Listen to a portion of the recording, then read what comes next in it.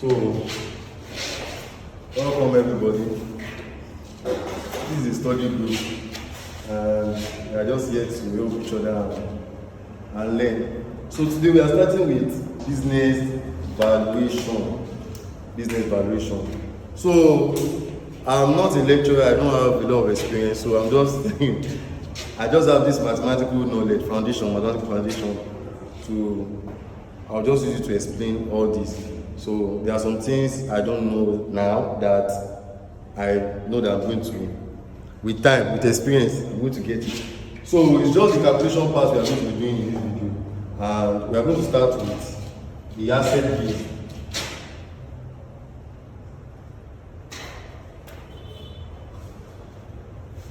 Now, we want to use asset base to calculate what business valuation. So under it, we have different methods that we use. We have the historical, I think historical method, no? Yes. The historical method. We have net realizable.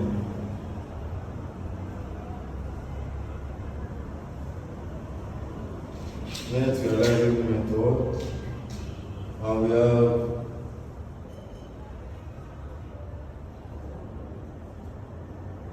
replacement method. So we also have other way to calculate business valuation, but I think we are able to finish this one today, and then if there is more time to treat others, we'll go to others. So we are going to be dealing with questions. So all the definitions that have been in the textbook, just go on your own and learn it. So I cannot start saying let me come and do, but there are some things that will chip in and then we understand what's going on. Now the historical base. So the question. So let's take question together. Okay.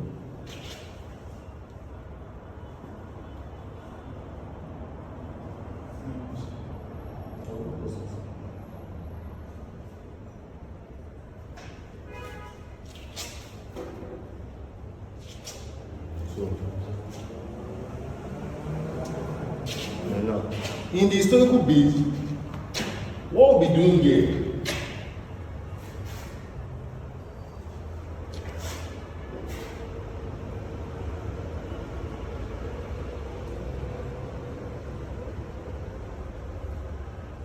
now, historical method. Accounting equation states that assets equals to what? Equity plus liability. So now to get equity, we can say asset minus what? We'll bring the liability to the other side equals to what? Equity. Now this asset is total asset, that's what we are talking about, and this liability is what? Is total liability equals to what? Equity. And total asset in itself contains what? Non-current asset plus what? Current asset minus what? Non-current liability plus what? Current liability equals to what? Equity. This is using historical method. So we need to know what our total asset is. Then we'll subtract it from what? Total liability. So you are welcome, Mr. Mr. B. So we'll get our equity. So now treating this question now. Let's do like this.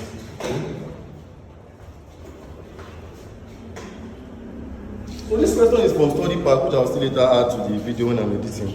So study pack, page what? 343, okay. Page 343. Study pack. So let me check if you can see the board from there.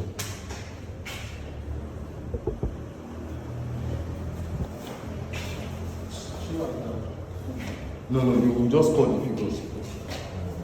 So now, let's have our answer. It's in millions, I mean. Let me see those figures. So let me just do it like that. So under assets, what do we have? We have non-current assets. Let's say our non-current assets. Now, under non-current assets, what do we have? Just have non-current assets, net of depreciation. Take the subtracted depreciation. Yes, after we are going to be having net book value. Yes, the net book value we are going to use. So that was 1 million. 303,200. 1 million. 303,200. So that's exactly what the NC. That means they give us the non-current asset in total, right? Yes. Oh, yeah, now. So now I have current assets. Current assets. Now our current asset, what do we have? We have stock and work in progress. Stock And work in progress.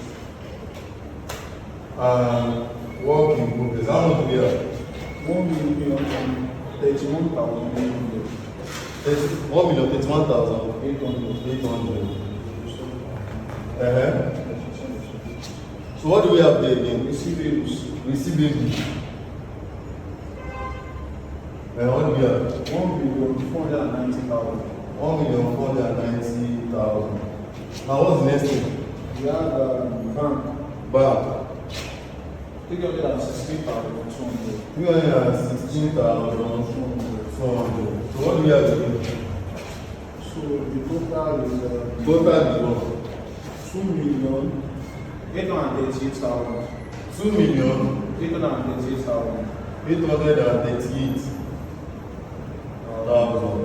So when I sum this together, I will have my total assets. Which is Total assets is what? 4,141,200. 141,200. So do we get that? So that one is straightforward. Just take your assets, non-current assets and non-current liability, add them together, we have this formula.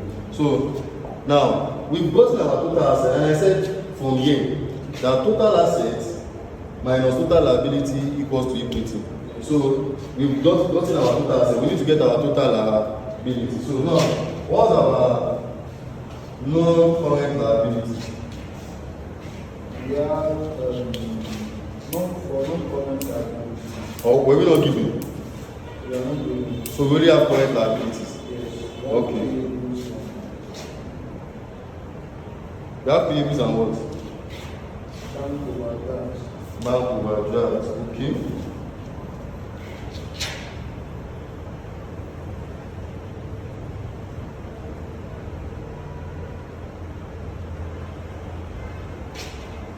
Our payables is what? Our pay is 1,507,200.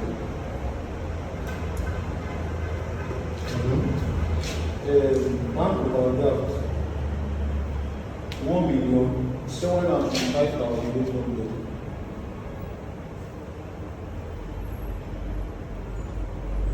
Bank overdraft. The bank overdraft 1,725,800. So when we add this together, what do we have? We have 3,233,000. 233,000. Okay, 233,000. So when we subtract this, what do we have? We have 908,200. 908,200. Let me check if you see that. Okay, now 908,200. So now this is the value. This is the value of the entity. Let's say the entity. So this is the value. So were we giving anything apart from that? No, that was what. So let me see if there's anything I share.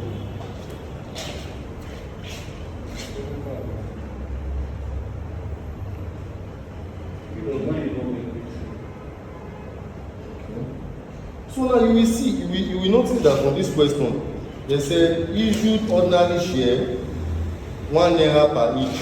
That means our share price is 1 naira per share, right?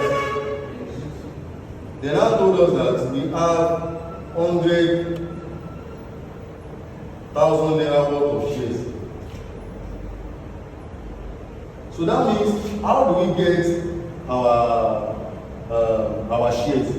Because they said our share price is this, and our share price is 1 naira per share, and the worth of those shares that we have, that we issued out, is what? Is 1.